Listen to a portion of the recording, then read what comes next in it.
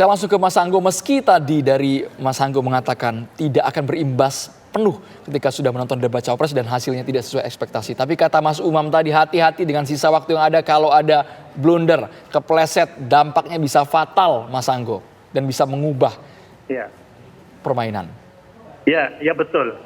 Saya sepakat bahwa sebenarnya kan debat ini kan tidak sekedar memenangkan alat, tapi juga memenangkan hati ya. Bukan saja soal gagasan yang disampaikan, dan itu krusial dan penting, tapi juga aneka gestur, gimmick itu juga berpengaruh pada respon publik ya, kepada pada elektoralnya itu. Tapi sekali lagi dalam konteks elektoral beda hitungannya gitu ya.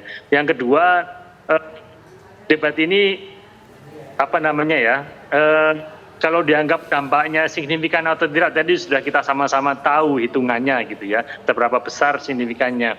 Nah, yang paling penting adalah ketika ada satu atau dua pihak yang melakukan attacking dalam debat, ini sebenarnya hal yang lumrah dalam debat yang tak bisa dihindarkan ya. Dan sekaligus edukasi bagi publik bagaimana dia melihat calon pemimpinnya menyampaikan gagasan. Nah, kalaupun misalnya dalam 1, 2 atau hingga 4 debat ini ada 1, 2 tokoh yang dianggap melakukan attacking, hingga debat keempat ini kita juga bisa mengetahui ternyata semuanya bisa melakukan attacking itu gitu. Bukan hanya nomor 1, nomor 2, juga nomor 3, semuanya bisa melakukan serupa. Sehingga dampaknya bisa kita duga siapa sih yang paling attacking gitu ya, siapa sih yang paling bertahan. Semuanya memiliki cara attack masing-masing, semuanya memiliki metode defensif masing-masing gitu. Ini yang menurut saya yang penting gitu. Nah, yang tak kalah krusialnya adalah debat ini mempertegas gagasan. Kalau Caimin ini mempertegas gagasan perubahannya, ini yang penting ya, yang gagasan besarnya yang disampaikan ke publik ya. Di satu sisi yang lain Gibran juga ingin menyampaikan gagasan besarnya, keberlanjutan dan perbaikannya.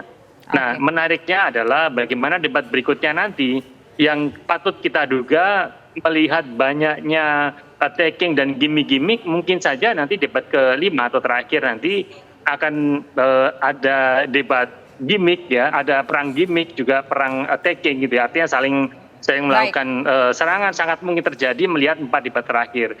Atau justru malah baik, Mas Anggo, kalau ingin melihat kemenangan hati gitu ya, mereka dulu tampil soft sama sekali gitu. Oke, baik, kita dapat poinnya. Terakhir Mas Kirdi, sebelum menuju ke Mas Umam, apa yang mungkin perlu menjadi catatan ataupun masukan dari masing-masing capres dan cawapres, meskipun ini mungkin bukan hanya untuk debat saja, tapi sebulan, supaya jangan sampai tergelincir? Jadi sebetulnya kalau kita bicara tentang waktu yang sudah semakin singkat, saya sepakat bahwa terlalu riskan untuk menggunakan gimmick-gimmick yang sifatnya negatif, karena saat itu masih diingat. Nah, kalau gitu sebetulnya yang bisa dilakukan oleh para capres dan cawapres adalah benar-benar menyampaikan substansi yang mereka punya dengan cara gimmick yang positif, dengan cara gimmick yang santun seperti itu. Tapi ada sayangnya, gimmick santun positif itu tidak terlalu kemudian jadi viral. Orang lebih suka gibah. Jadi kalau kita bicara gibah itu lebih banyak diomongin. Kurang laku gitu, Mas. Kurang laku. Ya, jadi kalau misalnya kita mau melakukan hal tersebut, sudah dipastikan perlu ada sebuah katakanlah dorongan-dorongan, kejadian-kejadian yang kemudian dia menjadi solusinya. Ada misalnya katakanlah ada bencana alam misalnya, jangan sampai amit-amit gitu ya.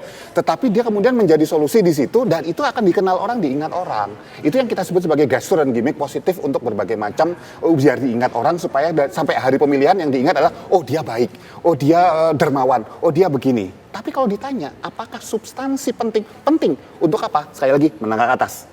Ke bawah, gimmick tetap menurut saya adalah sebuah senjata yang akan lebih bisa mencapai mereka. Gimmick jadi senjata. Mas Umam, lembaga survei kita tahu bersama bahwa hasilnya mayoritas yang saat ini unggul adalah paslon 02. Tapi mungkin tidak, angkanya berubah secara signifikan menuju hari pencoblosan karena adanya ajang-ajang debat, pamungkas cawapres maupun capres nanti, Mas.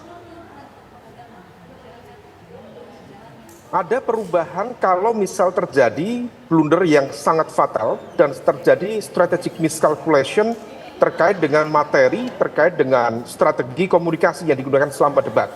Oleh karena itu, di dalam momentum yang sudah sangat ketat ini, akan jauh lebih produktif kalau misal capres-cawapres betul-betul berjalan secara disiplin, berargumen secara disiplin, sehingga kemudian bisa meminimalisir potensi strategic miscalculation dan juga insiden-insiden yang kemudian tidak terduga. Nah, oleh karena itu apa yang tersisa sebenarnya upaya untuk mengoptimalkan basis elektoral yang ada. Nah, kalau misal kemudian memang target satu putaran betul-betul ingin dilakukan oleh 02 misalnya, maka diperlukan yang namanya pukulan akhir. Nah, pukulan akhir itu bukan hanya dalam bentuk materi debat, tetapi juga langkah-langkah termasuk statement dalam bentuk komitmen yang real. Misalnya terkait dengan materi yang semalam, isu pangan. Di hampir semua segmen petani di Jawa, semuanya bicara tentang pupuk. Baik pupuk langka, pupuk harga mahal, dan sebagainya. Nah, oleh karena itu, kalau bisa dijelaskan secara clear, memberantas mafia pupuk secara sistematis, itu akan sangat-sangat menjual. Oke. Nah, oleh karena itulah sisi-sisi positif yang harus dilakukan.